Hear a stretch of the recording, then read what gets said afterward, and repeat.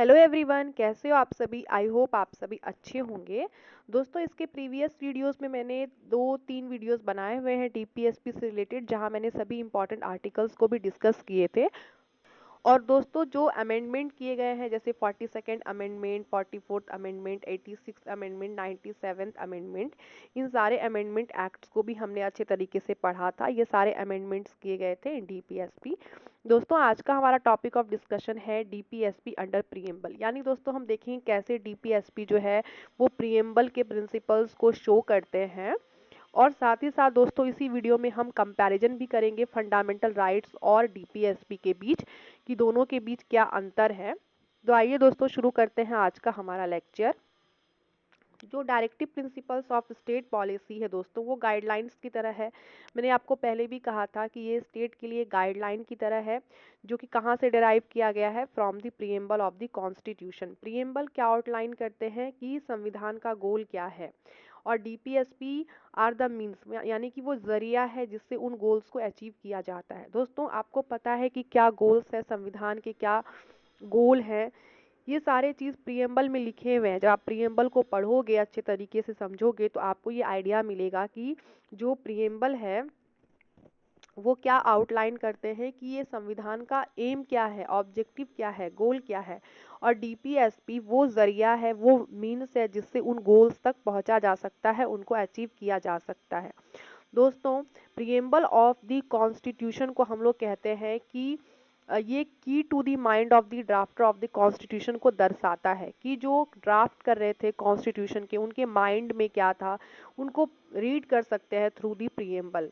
इसमें समझ में आता है कि हमारे संविधान जो बनाए गए हैं उनके ऑब्जेक्टिव्स क्या हैं और वो क्या अचीव करना चाहते हैं। बहुत सारे ऐसे स्कॉलर्स भी थे जिन्होंने ये समझा कि डीपीएसपी क्या है, कर्नल ऑफ द कॉन्स्टिट्यूशन है। दोस्तों, कर्नल का क्या मतलब होता है, कि कोर या essential principles of a constitutions, एक गाइडिंग फिलॉसफी और ऑब्जेक्टिव्स जो कि गवर्नमेंट को हमेशा दिमाग में रखने चाहिए जब भी वो लॉज या पॉलिसीज को फॉर्मुलेट करते हैं। इसीलिए दोस्तों, डीपीएसपी को हम लोग कर्नल ऑफ द कॉन्स्टिट्यूशन भी कहते हैं। उन सारे प्रिंसिपल्स, वो सारे ऑब्जेक्टिव्स उसमें गाइडलाइंस की तरह लिखे हुए हैं। दोस्तों, प्रीएम्बल में कुछ ऐसे प्रिंसिपल्स हैं जैसे कि justice, liberty, equality and fraternity. और जो डीपीएसपी है उसमें सोशल, इकोनॉमिक, पॉलिटिकल जस्टिस की भी बात की गई है। डीपी में ये सारे जो अल्टीमेट गोल्स हैं ऑफ द प्रीएम्बल, जैसे कि justice, liberty, equality and fraternity की भी बात की गई है। दोस्तों, मैंने कई सारे आपको आर्टिकल्स बताए होंगे डीपीएसपी के अंडर में, जहाँ जस्टिस की बात की गई है, जहाँ पे असमानताओं को कम करने की बात की गई है, जहाँ पे लिबर्टी की बात की गई है। तो दोस्तों, जो डीपीएसपी है वो भी वेलफेयर स्टेट के आइडिया को प्रमोट करते हैं, जो कि कॉलोनियल रूल के टाइम में नहीं थे। ठीक है दोस्तों, आइए कुछ कंपैरिजंस कर लेते हैं फंडामेंटल राइट्स और डीपीएसपी के बीच में। सबसे पहला, कि जो हमारा डीपीएसपी है वो किस चीज़ में मदद करते हैं, तो स्टेट को हेल्प करते हैं कि वो ऐसे लॉज और पॉलिसीज बनाए जो कि वेलफेयर ऑफ द पीपल के लिए इम्पॉर्टेंट हो। लेकिन दोस्तों, फंडामेंटल राइट्स जो होते हैं वो ऐसे राइट्स होते हैं जो नागरिकों को दिए जाते हैं, जबकि डीपीएसपी एक गाइडलाइंस की तरह होते हैं। ये एक इम्पॉर्टेंट कंपैरिजन है दोस्तों। और आपको पता ही होगा कि फंडामेंटल राइट्स को आप कोर्ट में इन्फोर्सेबल करवा सकते हो, बट जो डीपीएसपी है वो कोर्ट में इन्फोर्सेबल नहीं होते हैं। ये भी बहुत इंपॉर्टेंट। आइए दोस्तों, देख लेते हैं कुछ comparison between fundamental rights and DPSP. हमारा पहला पॉइंट है कि जो राइट्स नागरिकों को दिए जाते हैं स्टेट के द्वारा, उसे हम क्या बोलते हैं, फंडामेंटल राइट्स। लेकिन जो गाइडिंग प्रिंसिपल स्टेट फॉलो करते हैं while formulating laws and policies, उन्हें हम क्या बोलते हैं दोस्तों, डीपीएसपी बोलते हैं। जैसे यहाँ दिया हुआ है कि जो फंडामेंटल राइट्स है उनका क्या मेन फंक्शन होता है, इंडिविजुअल को प्रोटेक्ट करना from the state and establish करना डेमोक्रेसी को। ठीक है दोस्तों, और ये आर्टिकल 12 से 35 में है ऑफ द इंडियन कॉन्स्टिट्यूशन। इसको इन्फोर्सेबल कराए जा सकते हैं कोर्ट में, और अगर इसका वायलेशंस होता है दोस्तों तो पनिशेबल भी है under the Indian penal code, IPC. दोस्तों, डीपीएसपी के बारे में भी समझते हैं। ये गाइडलाइंस है किनके लिए, गवर्नमेंट के लिए, to work in the best interest of the people, कि लोगों के बेस्ट इंटरेस्ट में काम करे, सोशल इकोनॉमिक फाउंडेशंस को प्रोवाइड करे, for democracy and social and economic democracy को प्रमोट करे। आर्टिकल 36 से 51 तक में ये दिए गए हैं दोस्तों।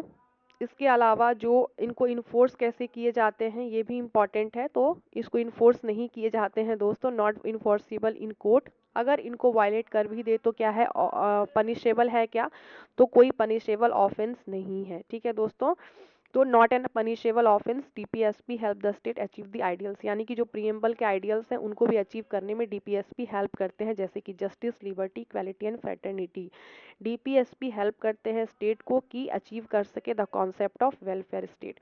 तो दोस्तों अगर फंडामेंटल राइट्स को हम देखें तो वो पार्ट नंबर 3 में है, लेकिन डीपीएसपी पार्ट नंबर 4 में है। इसके अलावा दोस्तों जो फंडामेंटल राइट्स है वो 12 से 35 में आर्टिकल्स में दिए गए हैं, लेकिन डीपीएसपी जो है वो 36 से 51 में दिए गए हैं। फंडामेंटल राइट्स को जो है दोस्तों चैलेंज किया जा सकता है कोर्ट में, लेकिन डीपीएसपी को नहीं किया जा सकता है। दोस्तों फंडामेंटल राइट्स जो है वो इंडियन कॉन्स्टिट्यूशन में है और वो स्टैब्लिश करते हैं political democracy in the country, लेकिन directive principles of state policy किसकी बात करते हैं, इकोनॉमिक एंड सोशल डेमोक्रेसी की बात करते हैं। दोस्तों fundamental rights each and every individual के वेलबींग को प्रमोट करते हैं, लेकिन डीपीएसपी जो है दोस्तों वो wellbeing of the entire community की बात करते हैं। अगर फंडामेंटल राइट्स का वायलेशंस होता है तो उसे पेनलाइज किया जा सकता है अंडर द लॉ, लेकिन दोस्तों अगर डीपीएसपी का वायलेशंस होता है तो पेनलाइज नहीं किया जा सकता है। दोस्तों इसी कंपैरिजन के साथ आज हम इस वीडियो को समाप्त करते हैं। मिलेंगे नेक्स्ट वीडियो में नए टॉपिक के साथ। अगर आपको मेरा पढ़ाना समझ आता है तो एक लाइक ज़रूर करिएगा और मेरे चैनल को सब्सक्राइब भी कर दीजिएगा। दोस्तों मिलते हैं नेक्स्ट वीडियो में नए टॉपिक के साथ, तब तक अपना ध्यान रखिएगा। धन्यवाद।